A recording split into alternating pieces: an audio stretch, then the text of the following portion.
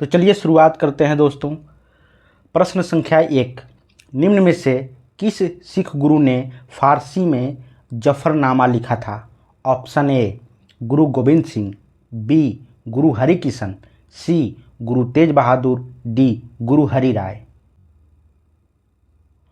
Option A सही होगा, गुरु गोविंद सिंह। गुरु गोविंद सिंह सिखों के 10वें गुरु थे। गुरु गोविंद सिंह ने खालसा पंथ की स्थापना की थी।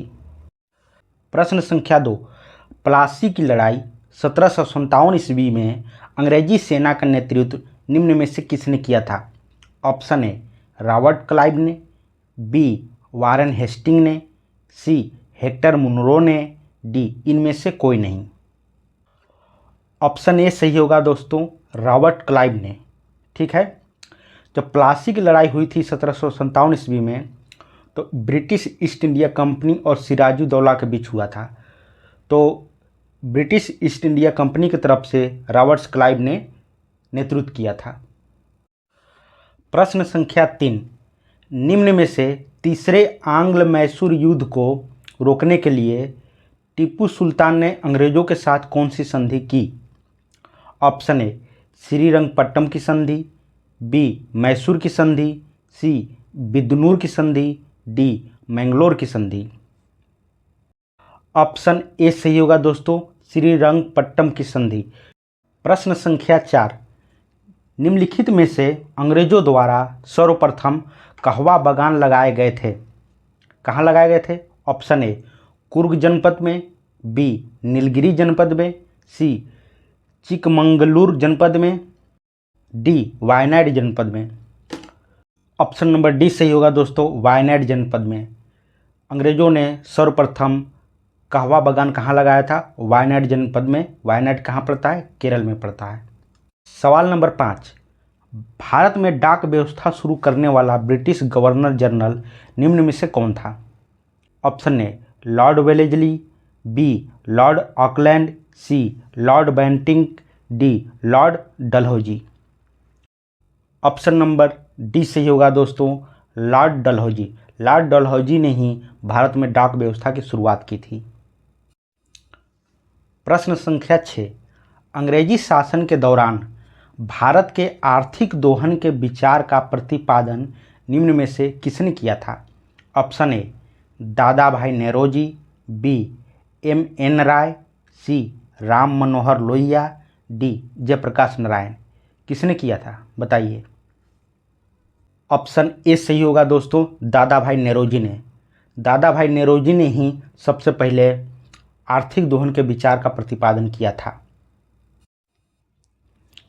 प्रश्न संख्या 7, नील कृषकों की दुर्दशा पर लिखी गई पुस्तक नील दर्पण के लेखक निम्न में से कौन थे? Option A Rabindranath Thakur, B Bankim Chandra Chatterjee, C Dinabandhu Mitra, D Sharat Chandra Chatterjee. Option number C सही होगा दोस्तों, दीनबंधु मित्र। दीनबंधु मित्र द्वारा जो है नील दर्पण लिखा गया था। प्रश्न संख्या 8, भारत में आधुनिक शिक्षा प्रणाली की नींव निम्न में से किसने रखी? ऑप्शन ए 1854 में वुड ने, बी 1813 में चार्टर अभियान ने, सी 1835 में मैकाले ने, डी 1882 में हंटर आयोग ने।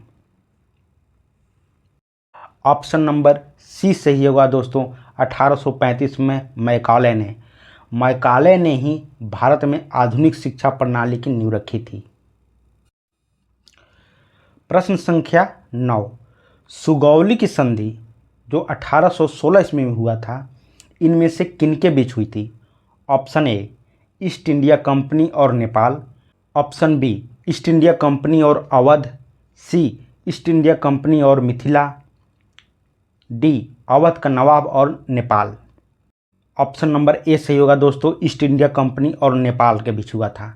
ठीक है, नेपाल के राजा के बीच में संधि हुआ था। सुगौली संधि के तहत ही भारत और नेपाल के बीच सुगौली संधि रेखा खींची गई थी, जो भारत और नेपाल के बीच सीमा रेखा के रूप में जाना जाता है। प्रश्न संख्या 10, ब्रिटिश काल में भारत में किस भू राजस्व व्यवस्था को नहीं अपनाया गया? ऑप्शन ए रैयतवाड़ी व्यवस्था, बी महालवाड़ी व्यवस्था, सी दहसाला व्यवस्था, डी अस्थाई बंदोबस्त। ऑप्शन नंबर सी सही होगा दोस्तों, दहसाला व्यवस्था। दहसाला व्यवस्था ब्रिटिश काल में नहीं अपनाया गया था।